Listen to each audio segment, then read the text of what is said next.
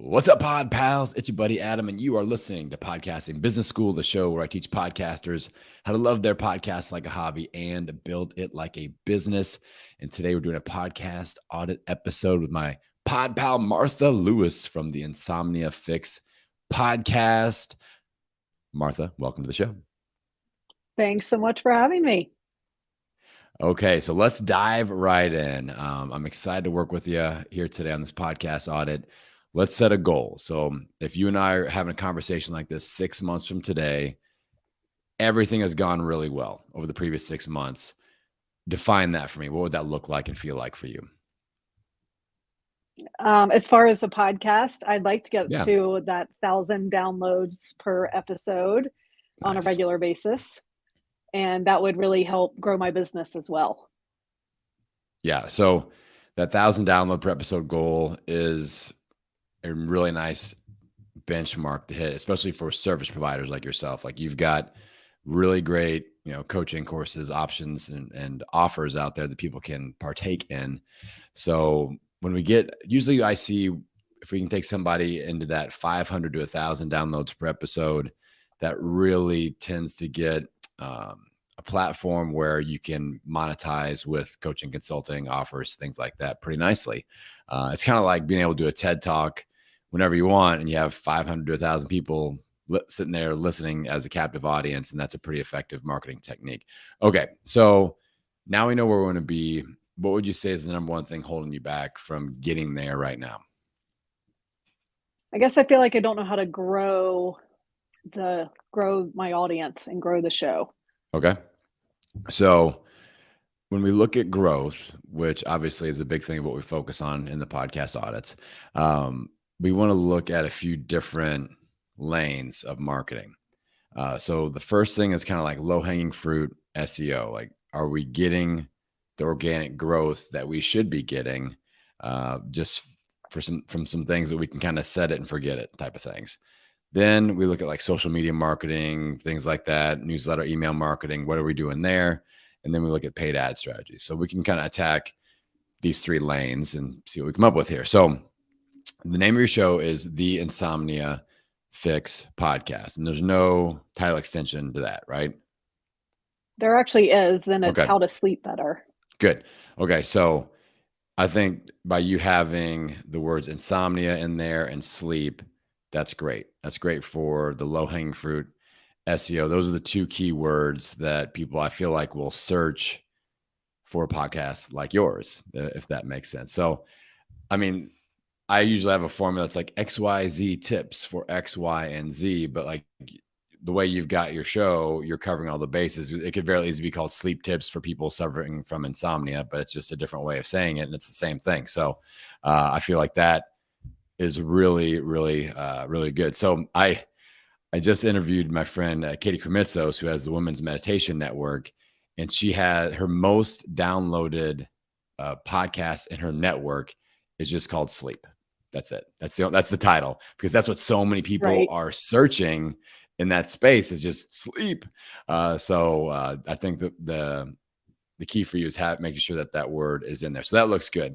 The next line of defense we want to look at for SEO is the description of your show and your host. So wherever you host it, the thing that's below the title in that hosting section. And with that, I really want you to just think about all the different terms that you want to show up for, in addition to insomnia, sleep, but also adding in a few what I call Google questions in there. Like, what are 5 to 10 things or Google questions? What are 5 to 10 Google questions that people would enter online when they're looking for the type of content that you deliver on your show?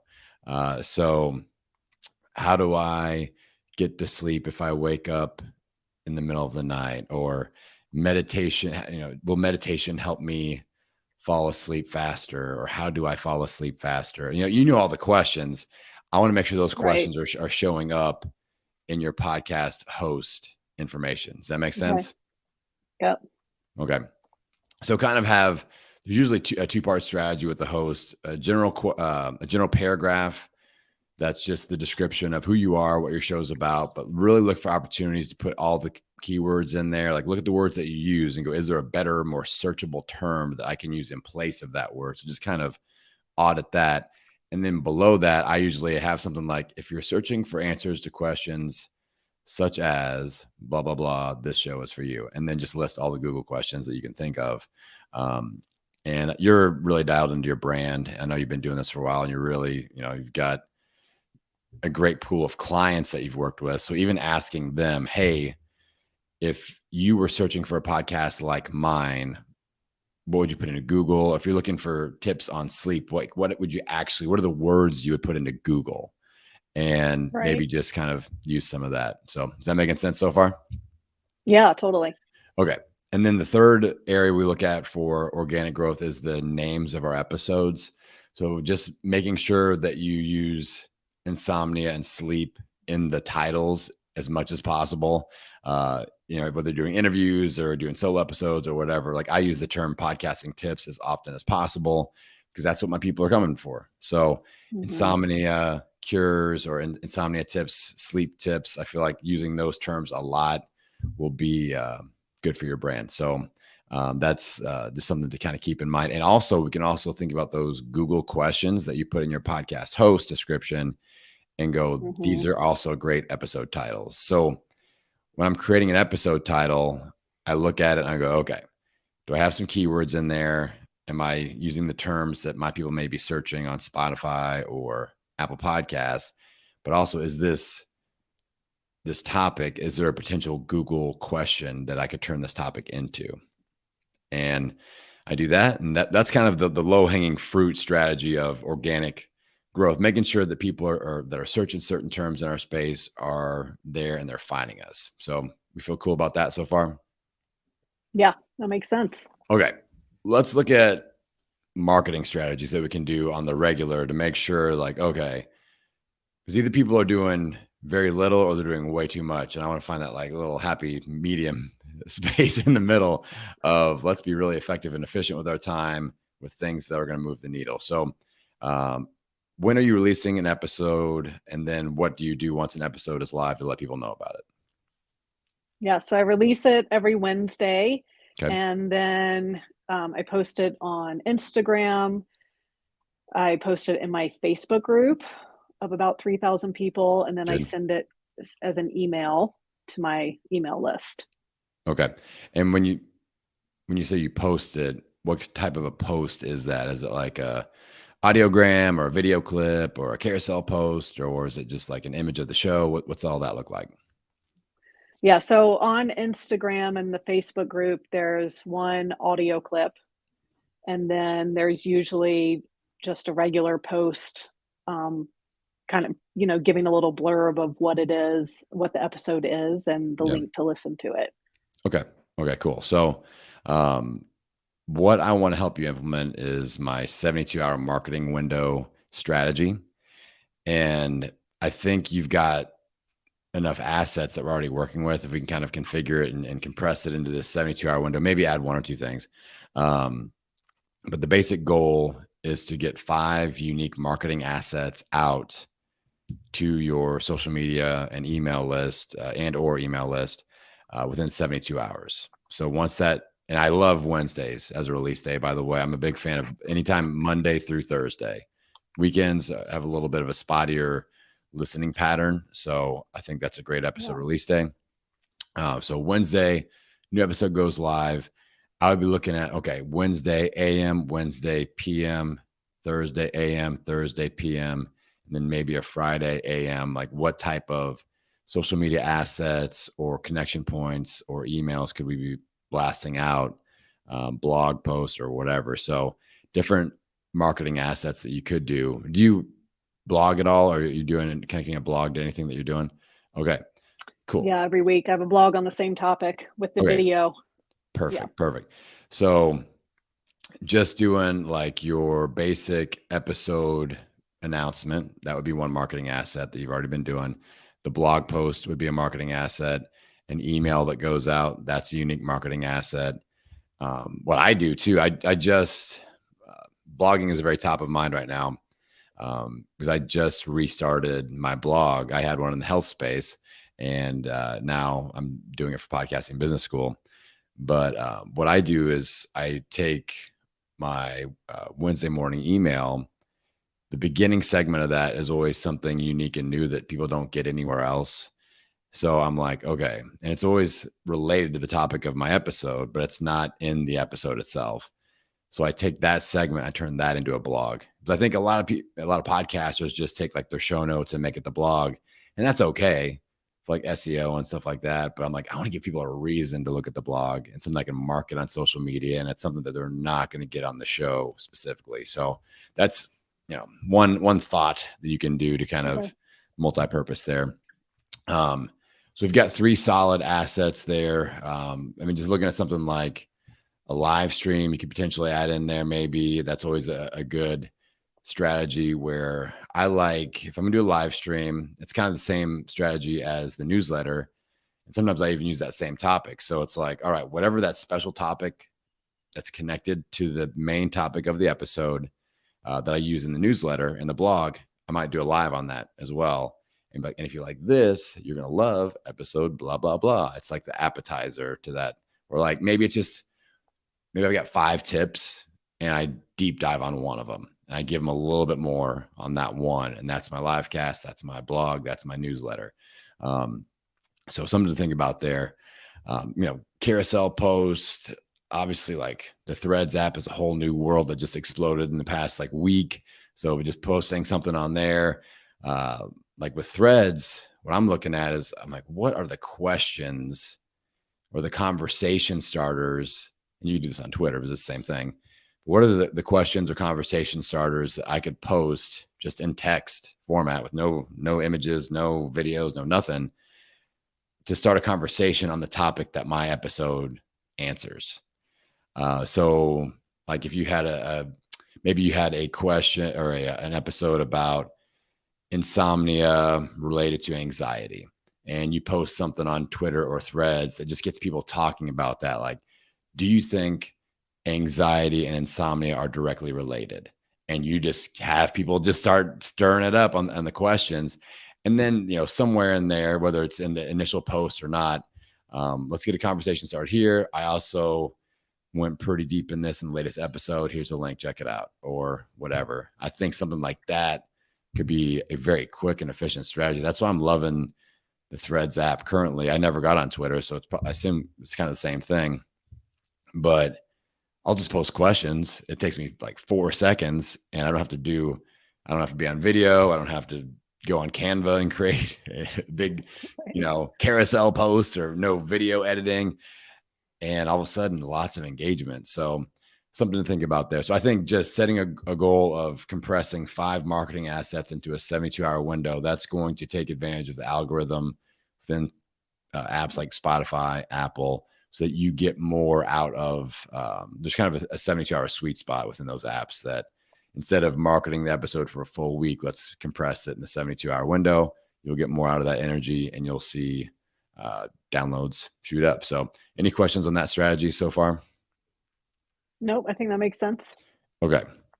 And then you could toss in video, reels, things like that. I've been doing some just simple face to camera reels where I don't really edit or anything. I just look at the phone and just, here's a simple tip about the topic of the week. If you like this, you'll love the episode. I do a lot of that. If you like this, you'll love the full episode. It's like these little appetizers. And I love starting video stuff off, especially with, this is a technique I learned from Brendan Burchard. It's the have you ever felt like question or statement.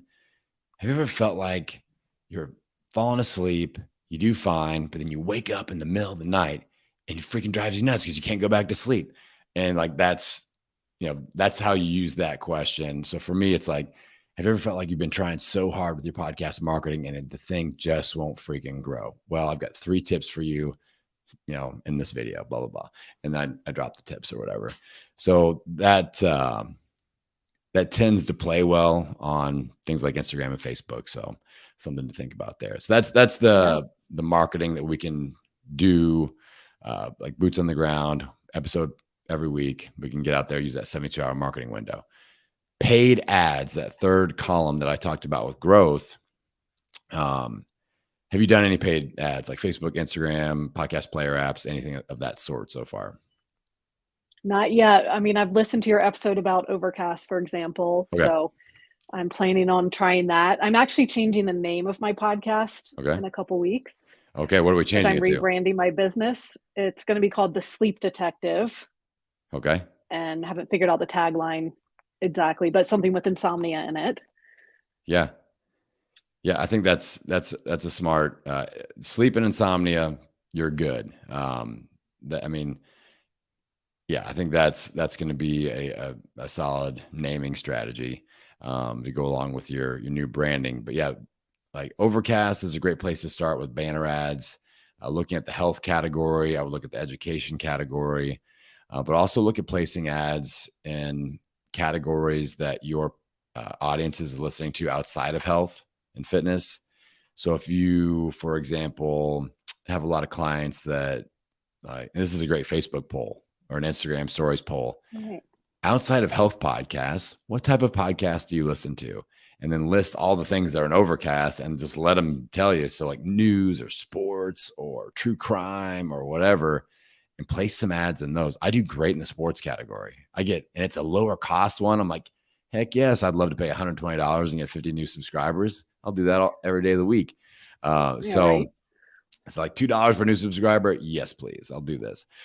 So look at that, because you can get a little more bang for your buck. Usually the health category and Overcast, it does decent. It's not super overpriced. Like the business category is really overpriced, unfortunately. But yeah, I think that would be a great strategy. I just put out an episode today about Facebook and Instagram ad strategy, some newer stuff there. So definitely check that out. I think it's episode 387, for reference for the listeners. But yeah, I think that's something where just budgeting a little bit of your marketing budget towards podcast player app ads and things like that, like you can scoop up new listeners. And this is how I got my first show to that 1,000 download per episode. I was just like, man, I'm just going to do a little bit of money each month, put like $100 in, $200 in, and just get some ads running just to scoop up new listeners. The other thing I would look at for you, since you're in the health space, but you're really well positioned in a niche that isn't like the ketogenic diet that I mean, there's like a million, and there's a lot of sleep information out there, but I feel like it's still a niche within a niche, and you could still be that unique voice within the health space. All right. So I would look at newsletters, like who has a health newsletter that you could be a guest writer for, or a health blogger, or a obviously podcast collaboration. That makes total sense. But I think like I've done really well. I found some other podcasting newsletters. I can do paid ads in there. I can run my lead magnets to that stuff. I know you've got some great lead magnets and things like that. So you could look at that sort of a situation. And if you subscribe to some health newsletters and they don't have, contact me to be a sponsor or whatever, just reply back and go, hey, do you do sponsorships, or can I do some sponsored content? What would that look like? And then maybe like, yeah, throw me $100 or $50 and you can get in front of my 5,000 subscribers or whatever. Like I found this newsletter that's got 25,000 subscribers, and I pay, $34 for every ad that I place, and I'll get, way less. I'm paying way less than $1 per new email subscriber. And people who run like Facebook ads know like that's a really great return on investment. So I run an ad every single week. But it's like $120 a month, and I'm getting 200, maybe 250 new email subscribers just from that campaign. This makes sense. Yeah. So looking at that, obviously, but I think just positioning yourself in the health space, I like you being that unique voice, that kind of one of one person in a sea of a lot of people that are the same. So an example is I speak at an event. I host an event. And I speak at an event called KetoCon, but there are a lot of health influencers that attend this, thousands, that are podcasters or thinking about starting a podcast or whatever. So I do a little entrepreneur panel, and I do a podcast launch workshop, I'm the only one talking about all this. Like there's no other business content whatsoever. It's all health, health, health, health. I do a little business thing and all those people come and I do great at that event. So within entrepreneurship, just I would look at those sorts of opportunities where there's a whole event based on this one thing, but your topic is needed, like entrepreneurship, solopreneurship, obviously health events totally makes sense, but you being that person that can help them level up by having better quality sleep. So any thoughts or questions on any of that so far? I guess where do I find these newsletters? Well, that's a good question. I would just kind of Google different phrases and go, Yeah. newsletters for insomnia, sleep tip newsletters. I don't know, like just Googling different things that make sense and, asking other people, if you know other colleagues that are in like the health space, be like, hey, or if you have a guest on your show that's a health influencer, if you've been on other people's shows, I know you guest on a lot of podcasts. It's like, hey, by the way, what health newsletters are you into? Or blogs or anything like that, podcasts, and just kind of get some leads there. And I mean, there's plenty out there.